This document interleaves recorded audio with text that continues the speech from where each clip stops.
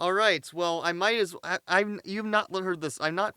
I know I've told you I talked about this song, but I don't think I've played for you this song. Have you listened to this song before or no? What's the song? The Gravity. I don't think so. All right. Well, this is the song that I mean is the most popular thing on my channel that launched me. So Mm.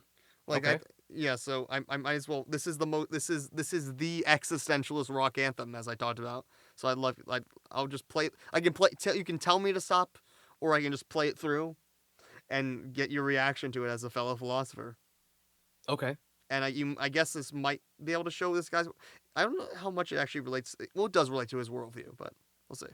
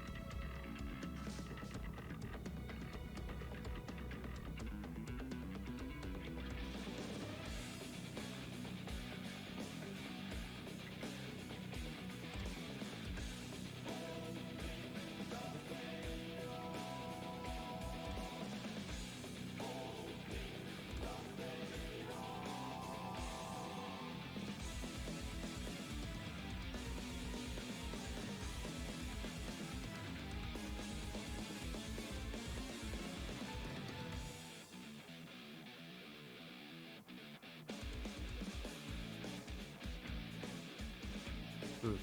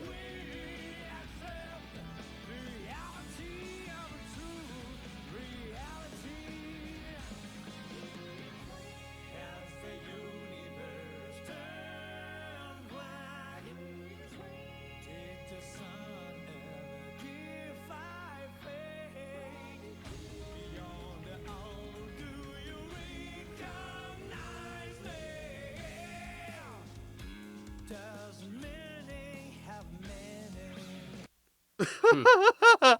No, we're gonna continue. We're gonna finish this, but what do you think so far? No, I mean, aside from the lyrics, I think it's very interesting how both the music and both the actions and the dress of the main character, Asuka himself, they're all very clearly patterned on Roman Catholicism.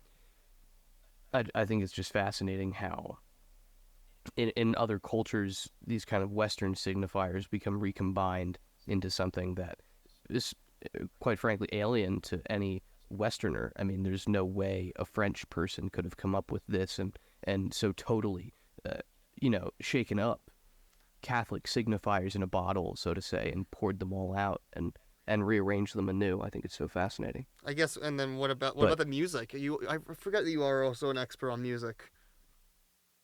yeah, no, I mean the music is extremely interesting. It's almost math rock like. Math Again, rock. the moments of Interesting. yeah, or I mean, something math similar rock that would make just sense. This guy is the math guy, so.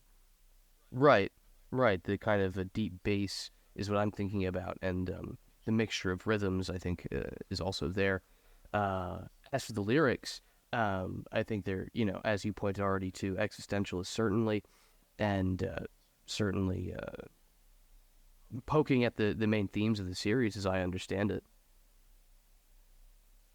It's yeah, very very thought provoking.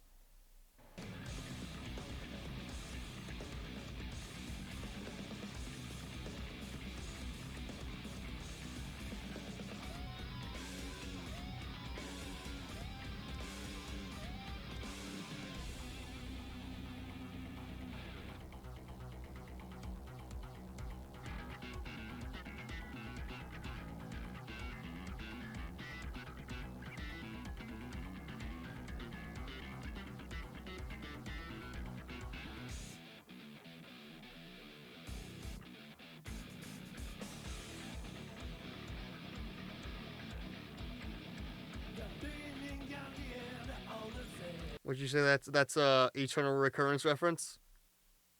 Yeah, no, I mean it's also very blatant Christian reference. You know, the Alpha and the Omega. Um, Also, I mean, there's an idea in all forms of mysticism, but especially Christian mysticism, the idea of procession and return. Also, the idea of a circle. You know, the circle has no beginning and end, so any beginning point is also the end because it'll always loop back around. Mm. In Latin, procession and return are called exitus and reditus.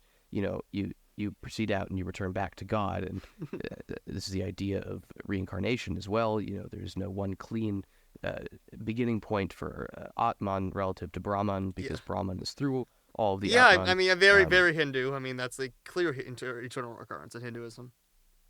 yeah, so I mean, yeah, all of these, so not just Nietzsche's idea, but all of these kind of cyclical ideas are certainly contained in this sort of phrase.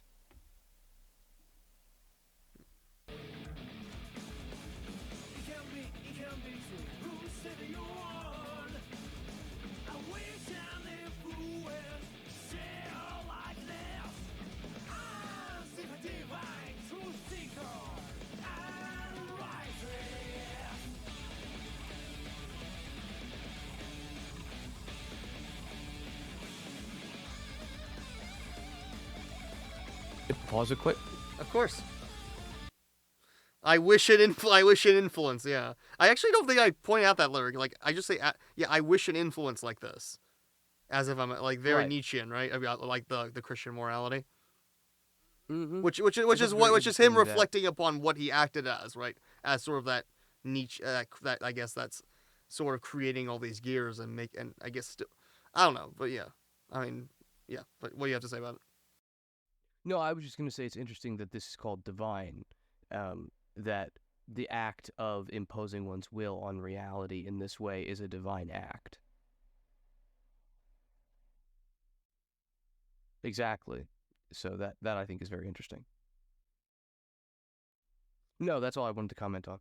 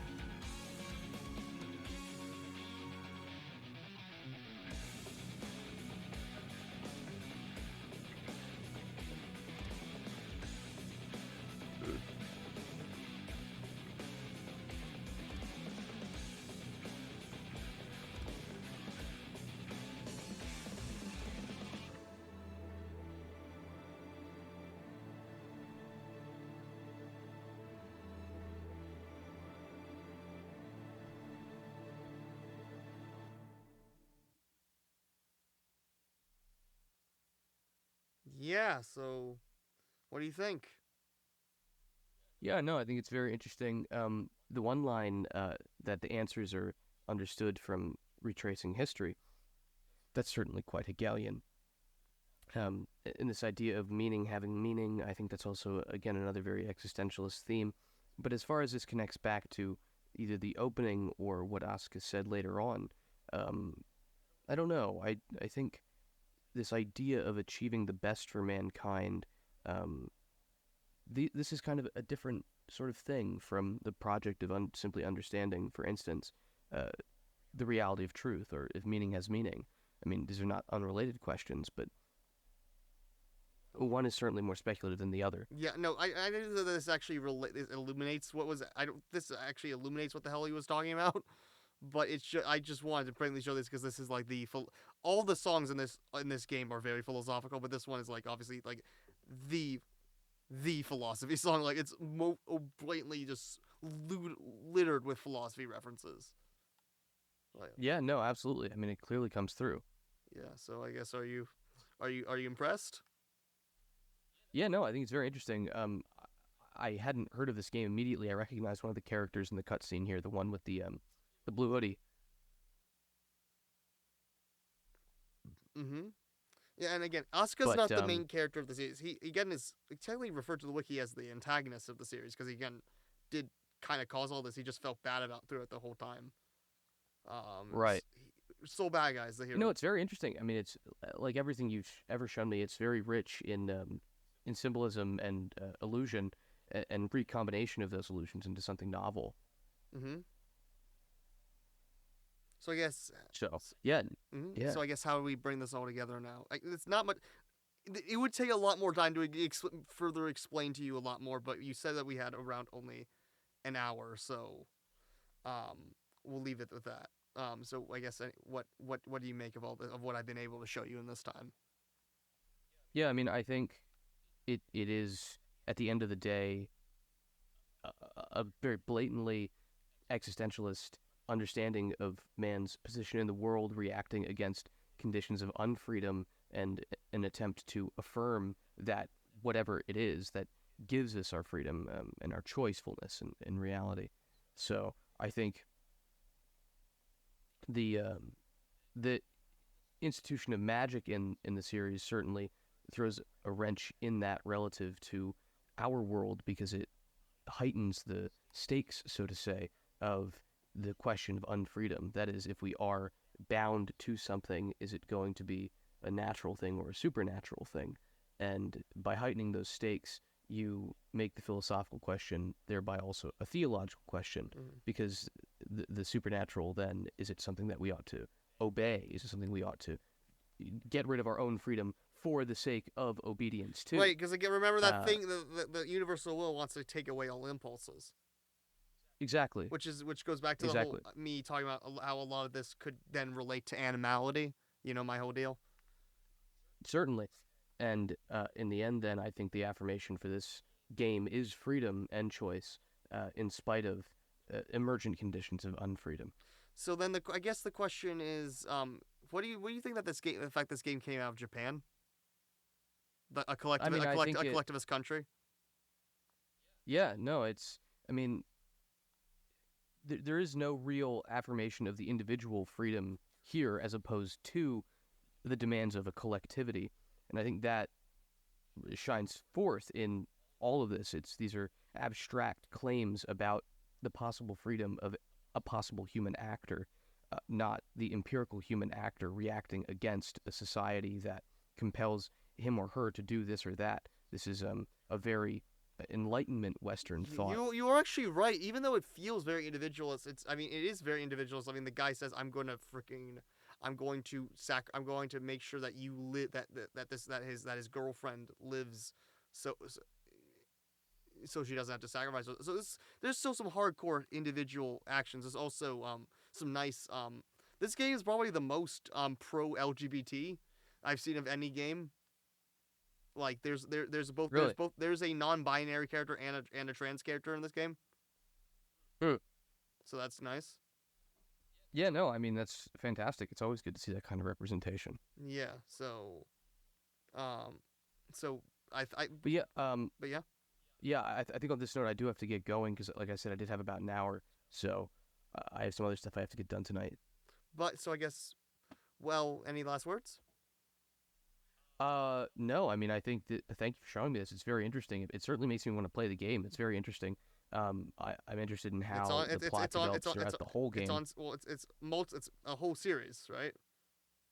And also, I mean, the good thing is you can just watch all the stuff online because the game itself is just a fighting game.